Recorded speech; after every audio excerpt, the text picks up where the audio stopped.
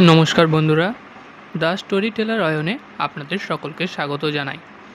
আশা করছি আপনারা সকলে ভালো আছেন। দ্য স্টোরি টেলার অয়ন আপনাদের জন্য নিয়ে আসে বিভিন্ন উপন্যাসিকের রচিত উপন্যাসসমূহ। তার মধ্যে রয়েছে শরৎচন্দ্র চট্টোপাধ্যায় রচিত চৈত্রহীন উপন্যাস, শরদিন্দু বন্দ্যোপাধ্যায় রচিত কালের মন্দিরা উপন্যাস, শৈলেশ দে রচিত আমি সুভাষ বলছি উপন্যাস, হুমায়ুন আহমেদ রচিত আজ মোর বিয়ে উপন্যাস। এই উপন্যাসগুলি আপনাদের ভালো লাগলে অবশ্যই লাইক, শেয়ার এবং সাবস্ক্রাইব করতে ভুলবেন না। এবং এই উপন্যাসগুলির মধ্যে কিছু পর্ব নিয়ে লাইভ এবং কিছু পর্ব রেকর্ডিংয়ের মারফত আপনাদের সামনে তুলে ধরবার প্রয়াস রইল। আজ শরদিন্দু বন্দ্যোপাধ্যায় রচিত কালের মন্দিরা উপন্যাসের চতুর্থ পরিচ্ছেদ প্রাসাদ শিখরে নিয়ে আমি অয়ন।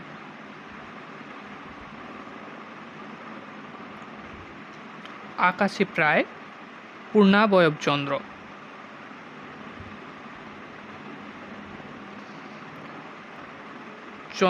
চন্দ্রালোকে কপোতকুট নগর অতি সুন্দর দেখাইতেছিল।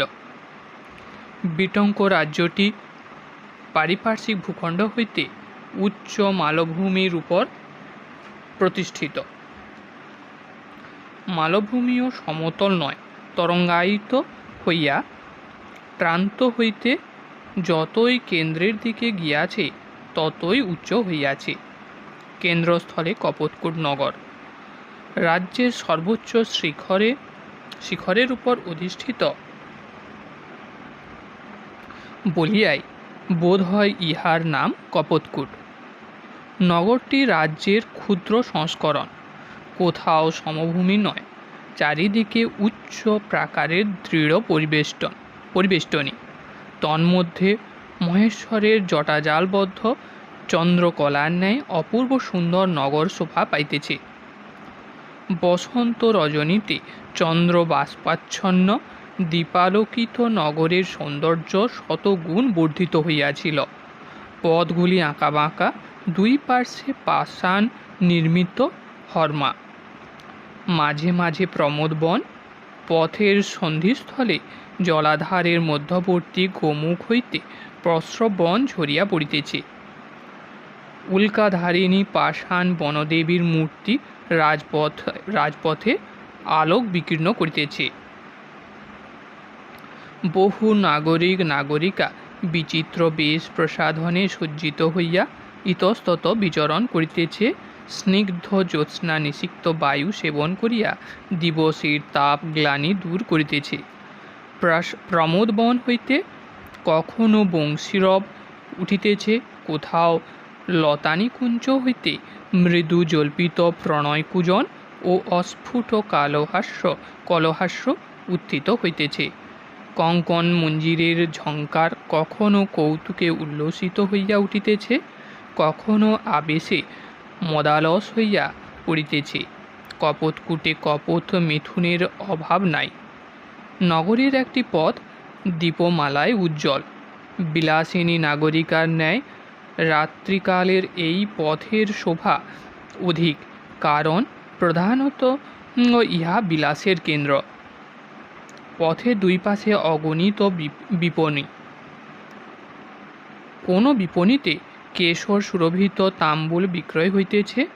বিক্রেত্রী রক্তধরা চঞ্চলালক্ষ্মী যুবতী, ক্রেতার অপ্রতুল নাই। রূপশিখাকৃষ্ট নাগরিকগণ চারিদিকে ভিড় করিয়া আছে। চপল পরিহাস, সরস ইঙ্গিত, লোল কটাক্ষের বিনিময় চলিতেছে। যে প্রসারিণীর যত সুন্দরী ও রসিকা, তাহার পণ্য তত অধিক বিক্রয় হইতেছে। বিপণীর ফাঁকে ফাঁকে মদিরাগৃহ। পিপাসু নাগরিকগণ সেখানে গিয়া নিজ নিজ রুচি অনুসারে গৌরী মাধ্যি পান করিতেছে। আসবে যাহাদের রুচি নাই, তাহারা কপিত্থ সুবাসিত তক্র বা ফলাম্লরস সেবন করিয়া শরীর শীতল করিতেছে। মুদ্রাগৃহের অভ্যন্তরে বহু কক্ষগুলি সুসজ্জিত, তাহাতে আস্তরণের উপর বসিয়া ধনী বণিকপুত্রগণ দূত ক্রীড়া করিতেছে। কোন কক্ষে মৃদঙ্গ সপ্তস্বরা সহযোগে সঙ্গীতের চর্চা হইতেছে। মদিরাগৃহের কিঙ্করীগণ চষক ও ভৃঙ্গার হস্তে সকলকে আসব যোগাইতেছে। নগর নগরীদের গৃহদ্বারে পুষ্পমালা জ্বলিতেছে। অভ্যন্তর হইতে মৃদু রক্তাভ আলোকরশ্মি ও যন্ত্রের স্বপ্নমুদির নিক্কণ পথচারীকে উন্নয়ন করিয়া তুলিতেছে। পথে সুখান্বেষী নাগরিকের মন্থর যাতায়াত, কুসুমের মদমোহিত গন্ধ, প্রসাধন ও ভূষণাদির বৈচিত্র্য, কচ্চিৎ কৌতুক বিগলিতা নারীর কণ্ঠ হইতে বিচ্ছুরিত হাস্য, কচ্চিৎ কলহের কর্কশ রূঢ়স্বর, এই সব মিলিয়া এক অপূর্ব সম্মোহন সৃষ্টি করিয়াছি। বিলাস বিহ্বলতার আবর্ত হইতে দূরে নগরের আর একটি কেন্দ্র রাজপুরী। পূর্বেই বলিয়াছি, নগর সর্বত্র সমভূমি নয়, কোথাও উচ্চ, কোথাও নীচ। যে ভূমির উপর রাজপুরী অবস্থিত তাহা নগরীর মধ্যে সর্বোচ্চ। নগরীতে প্রবেশ করিয়া চক্ষু তুলিলেই সর্বাগ্রে রাজপুরীর ভীমকান্তি আয়তন চোখে পড়ে। মনে হয় কপোতপুর দুর্গের মধ্যস্থলে আর একটি দুর্গ সগর্বে মাথা তুলিয়া আছে। প্রথমে প্রাকারবেষ্টন, স্থূল চতুষ্কোণ প্রস্তরে নির্মিত, প্রস্থে দ্বাদশস্থ, দৈর্ঘ্যে প্রায় অর্ধক্রোশ, বলয়ের ন্যায় চক্রাকার পুরভূমিকে আবদ্ধ করিয়া রাখিয়াছে। প্রাকারের অভ্যন্তরে সুড়ঙ্গ আছে, কিন্তু সে কথা পরে হইবে।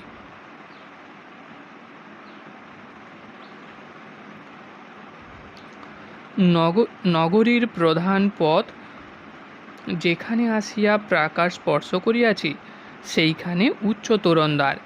ইহাই রাজপুরী হইতে আগম নিগমের একমাত্র পথ। শলাকা কণ্ঠকিত লৌহের বিশাল কবাট, দুই পাশে স্থূল বর্তুল তোরণস্তম্ভ। তোরণস্তম্ভের অভ্যন্তরে প্রতিহার গৃহ, শূলহস্ত প্রতিহার দিবারাত্র তোরণ পাহারা দিতেছে। তোরণ অতিক্রম করিয়া সম্মুখেই সভাগৃহ, তাহার পশ্চাতে মন্ত্রগৃহ, অতঃপর দক্ষিণে বামে বহু ভবন, কোষাগার, আয়ুধগৃহ, যন্ত্রভবন কাছাকাছি হইলেও প্রত্যেকটি স্বতন্ত্র দণ্ডায়মান। মধ্যস্থলে রাজ অবরোধের মর্মর নির্মিত ত্রিভুমক প্রাসাদ, 7 কৌটার মধ্যস্থিত মৌক্তিক। 700 রাক্ষসীর বিনিদ্র সতর্কতা যেন নিরন্তর তাহাকে ঘেরিয়া আছে। দ্বারে দ্বারে যবনী প্রতিহারীর পাহারা। এই ত্রিভুমক প্রাসাদের উন্মুক্ত ছাদে পুষ্পাকীর্ণ কোমল পক্ষল আস্তরণের উপর অর্ধ শয়ান হইয়া রাজকুমারী রট্টা যশোধরা প্রিয় সখী সুগোপার সহিত কথা কহিতেছিলেন। কথা এমন কিছু নয়, আকাশের দিকে চাহিয়া অলস কণ্ঠে 2-1টি তুচ্ছ উক্তি, তারপর নীরবতা, আবার 2-1টি তুচ্ছ কথা, এমনিভাবে আলাপ চলিতেছিল। যেখানে মনের মধ্যে বিচ্ছেদ নাই সেখানে অবিচ্ছেদ কথা বলার প্রয়োজন হয় না। প্রপালিকা সুগোপার সঙ্গে পাঠকের পরিচয় আছে। কুমারী রট্টা যশোধরাকেও তিনি দেখিয়াছেন, হয়তো চিনিতে পারেন নাই। যে কিশোর কার্তিকেয় বিদ্যুতের মতো সুগোপার জলস্রোতে দেখা করিয়াছিলেন, যাহার অশ্ব চুরি করিয়া চিত্রক পলায়ন করিয়াছিল, তিনি আর কেহ নহেন, মৃগয়া বেশধারিণী রাজনন্দিনী রট্টা। হুন দুহিতা পুরুষ বেশে মৃগয়া করিতে ভালোবাসিতেন। কবি কালিদাস বলিয়াছিলেন, বক্কল পরিধান করিলে সুন্দরী তন্বীকে অধিক সুন্দর দেখায়। হয়তো দেখায়, আমরা কখনো পরীক্ষা করিয়া দেখি নাই, কিন্তু যোদ্ধ্রী বেশ ধারণ করিলে রূপসীর রূপ বর্ধিত হয়, এ কথা স্বীকার করিতে পারিব না। ভালো দেখাইতে পারে, কিন্তু অধিক সুন্দর দেখায় না।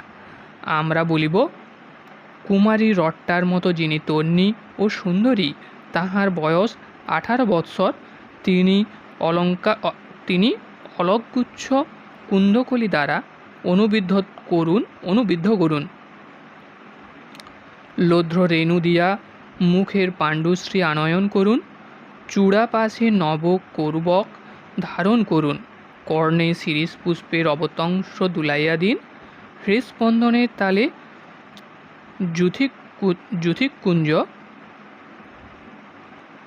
যথিকঞ্জুক নৃত্য করিতে থাকুক।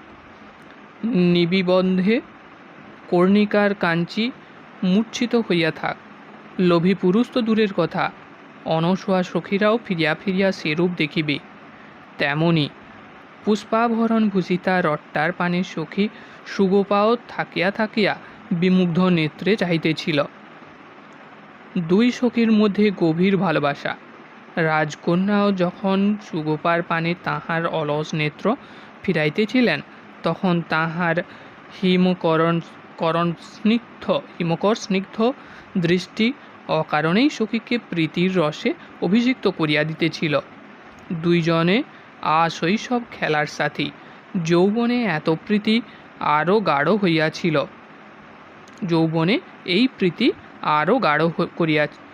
গাঢ় হইয়াছিল। সুগোপার স্বামী সংসার সবই ছিল, কিন্তু তাহার জীবন আবর্তিত হইত রট্টাকে কেন্দ্র করিয়া। আর বিশাল রাজ অবরোধের মধ্যে একাকিনী কুমারী রট্টা, তিনিও এই বাল্যসখীকে একান্ত আপনার জানিয়া বুকে টানিয়া লইয়াছিলেন। তবু রাজকন্যার সহিত প্রপালিকার ভালোবাসা বিস্ময়কর মনে হইতে পারে, কিন্তু এতই কি বিস্ময়কর? রাজায় রাজায় কি প্রণয় হয়? রাজকুমারীর সহিত রাজকুমারীর প্রণয় হয়? হয়তো হয়, কিন্তু তাহা বড় দুর্লভ। যেখানে অবস্থার তারতম্য আছে, সেইখানেই প্রকৃত ভালোবাসা জন্মে। নির্ঝরের জল পর্বত শিখর হইতে গভীর খাদে ঝাঁপাইয়া পড়ে।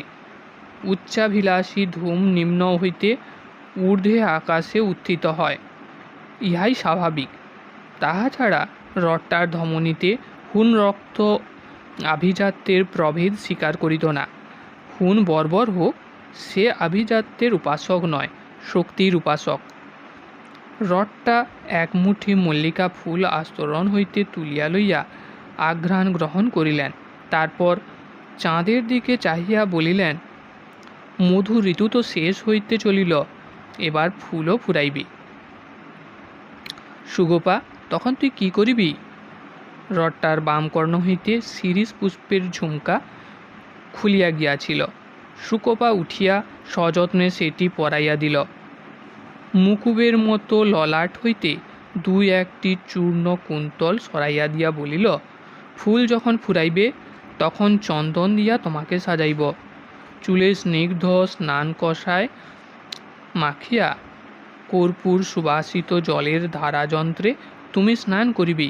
আমি তোমার মুখে চন্দনের তিলক, বুকে চন্দনের পত্রলেখা আঁকিয়া দিব। সিক্ত উশিরের পাখা দিয়া তোমাকে ব্যজন করিব। সখী, তবু কি তোমার দেহের তাপ জুড়াইবে না? সুগোপার মুখে একটু চাপা হাসি। হাসির গূঢ় ইঙ্গিত রট্টা বুঝিলেন। পুষ্পমুষ্টি সুগোপার গায়ে ছুঁড়িয়া দিয়া বলিলেন, তোর পাখার বাতাসে আমার দেহের তাপ জুড়াইবে কেন? সুগোপা বলিল, যাহার পাহাড় বাতাসে অঙ্গ শীতল হইত, তিনি তো আসিয়াছিলেন, তুমি যে হাসিয়াই তাহাকে বিদায় করিয়া দিলে। রট্টা ক্ষণকাল নীরব রহিলেন। তারপর হঠাৎ হাসিয়া উঠিয়া বলিলেন, সুগোপা, সত্য বল দেখি, গুর্জরের রাজকুমারের গলায় বরমাল্য দিলে তুই সুখী হতিস? এইখানে পূর্বতন প্রসঙ্গ কিছু বলা প্রয়োজন।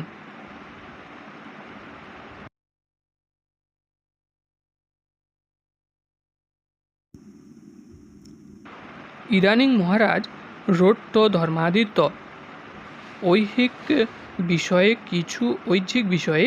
কিছু অধিক অন্যমনস্ক হইয়া পড়িয়াছিলেন।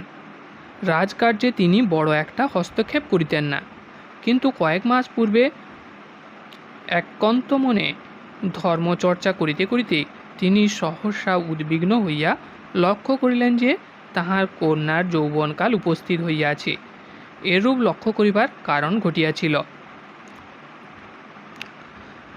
রোট্ট যখন 25 বৎসর পূর্বে এই রাজ্য বিজয় করেন, তখন তাহার এক সহকারী যোদ্ধা ছিল, তাহার নাম তুসফান।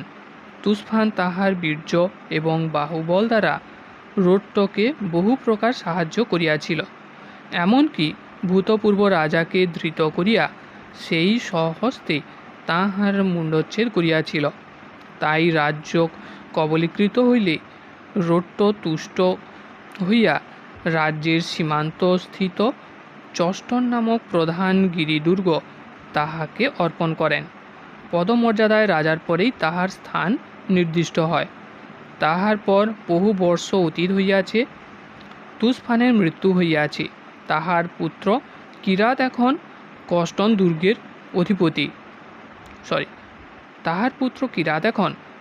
দুর্গের অধিপতি। কিরাত সুদর্শন যুবা, কিন্তু কুটিল ও নিষ্ঠুর বলিয়া তাহার কুখ্যাতি ছিল।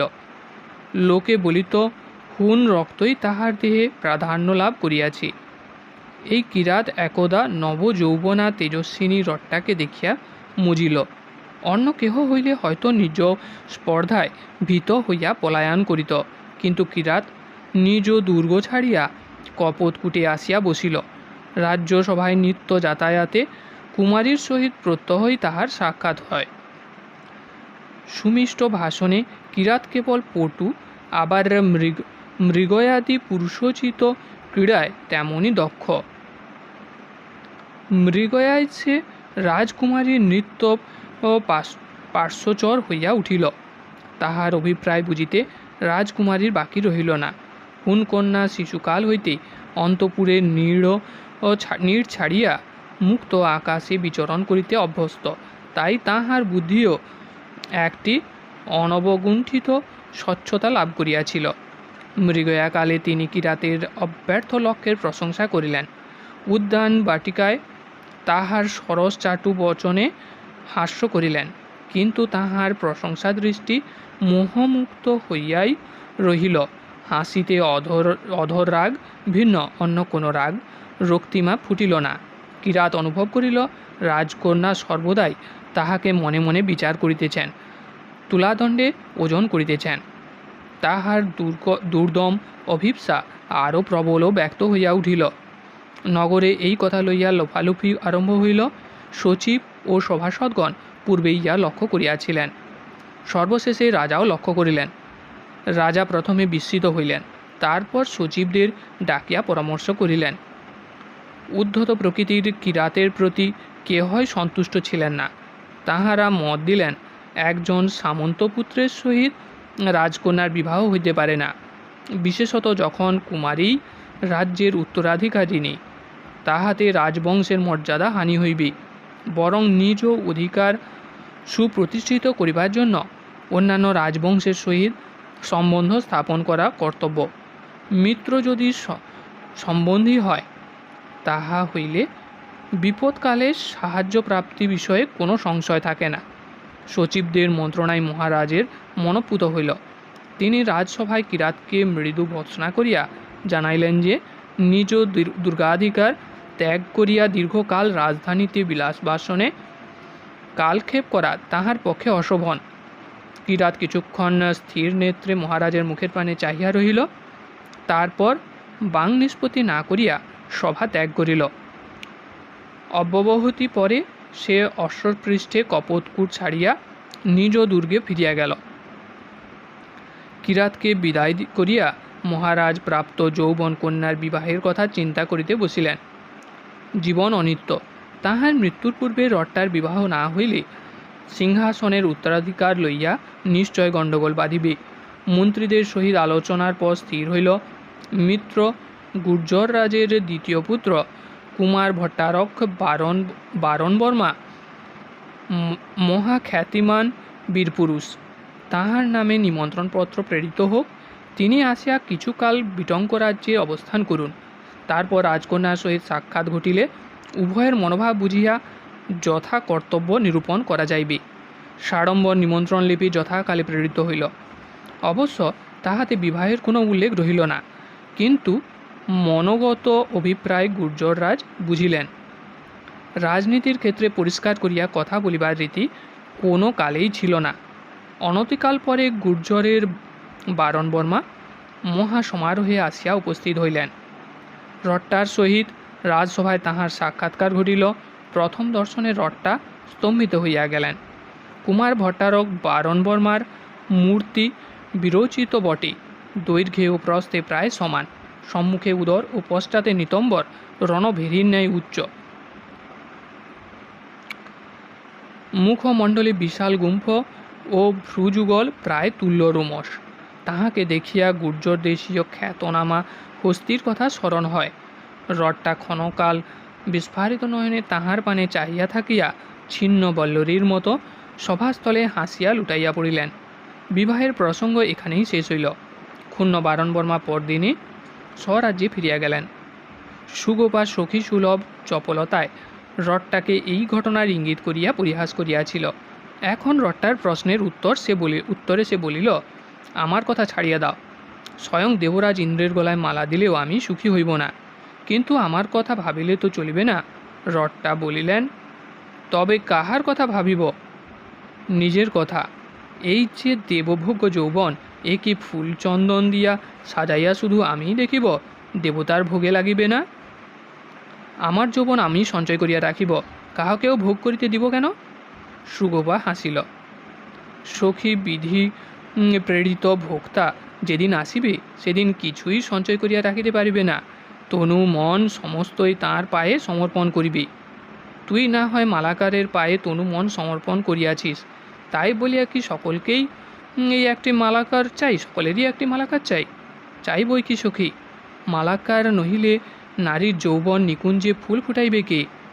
রট্টা আর কোনো কথা না বলিয়া স্মিত মুখে আকাশের পানে চাহিলেন। চক্ষু দুটি তন্দ্রাচ্ছন্ন, যেন কোনো অনাগত ভবিষ্যতের স্বপ্ন দেখিতেছি। সুগোপা কিয়ৎকাল নীরব থাকিয়া শেষে নিঃশ্বাস ফেলিয়া বলিল, মহারাজ যে কি করিতেছেন তিনিই জানেন। হঠাৎ কাহাকেও কিছু না বলিয়া চষ্টন দুর্গে গিয়া বসিয়া আছেন। এদিকে বসন্ত ঋতু নিঃশেষ হইয়া আসিল। কি জন্য গিয়াছেন তুমি কিছু জানো? রট্টা বলিলেন, চষ্টনের দুর্গাধীপ কিরাতপত্র লিখিয়াছিল। কয়েকটি চৈনিক শ্রমণ বুদ্ধের পবিত্র বিহারভূমি দর্শন করিবার মানসে ভারতে আসিয়াছেন।